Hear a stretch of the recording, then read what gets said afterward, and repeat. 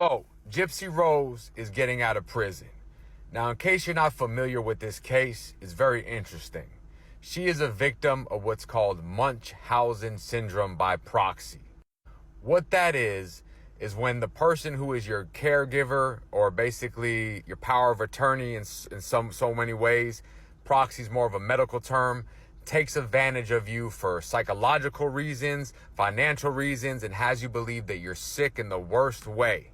Now, her mother was doing it for probably both, but mainly for financial reasons. She had her believe she had cancer. She even had the girl thinking she could barely walk. She stole all the great innocent years of her life, her own daughter's life, to reap the rewards of financial, for pity, for all the bullshit. I mean, she got money out of this, cars, houses, free trips to Disney, just pity from the whole community, attention. I mean, free food, just everything, all at the expense of making her daughter think that she was dying. She even went as far as forging birth certificates so she could keep her as a minor so no one can control what was going on or release medical records without her being there. So eventually, Gypsy Rose finds out what's going on.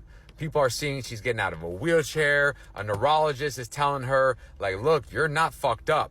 She figures out she's 19. Everything is coming together, and she runs away. The mom finds her, chains her to a bed, brings her back home, and basically beats the shit out of her and threatens her to the point where she's so scared to leave because she thinks she's going to go to jail also. Well, she meets a man named Nick. Now, she meets Nick on a Christian dating site, and they fall in love. Now, I'm curious to see what you guys say in the comments, because I believe Gypsy, even though she manipulated this man, and he's doing a life sentence, and she's about to get out of prison, I don't believe it's her fault. I believe she didn't know any different. Her mom taught her this, showed her this, since she was day one. And I believe she was so desperate for a way out that she didn't even think she was manipulating. She just thought she was doing what was normal. You know what I mean? It's just like in prison. Sometimes you got to become a monster to defeat a monster. Now, she meets the guy, Nick.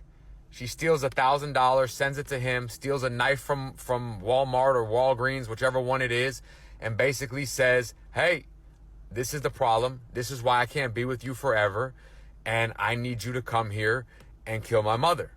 So he comes down there, and she hides in the bathroom. He sneaks in there with the knife that she stole, and he stabs her to death. They make their escape, and she posts on Facebook pretending to be Nick, saying the bitch is dead twice.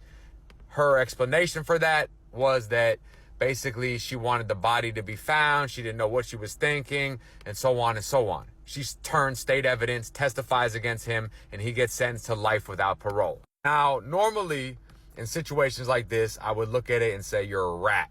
You know, I knew two brothers that were sexually assaulted by their father, and the older brother blasted the dad with a shotgun and killed him, and they did 8 years. It fucked them up for life. They've been in and out the system. I knew one personally, and they had a lot of respect. They kept it real. They didn't tell on each other, but that is completely different.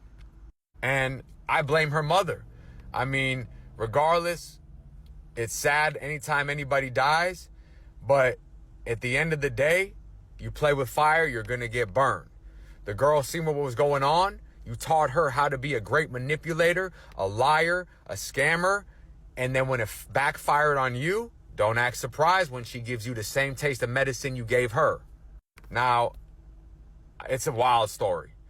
And, you know, she gets out very soon. And the man that she basically got to do the murder is doing life without parole. I'm interested to hear and see what you guys have to say about this. But regardless, it's a wild story, and nobody wins in a situation like this. Stay out, stay free, us.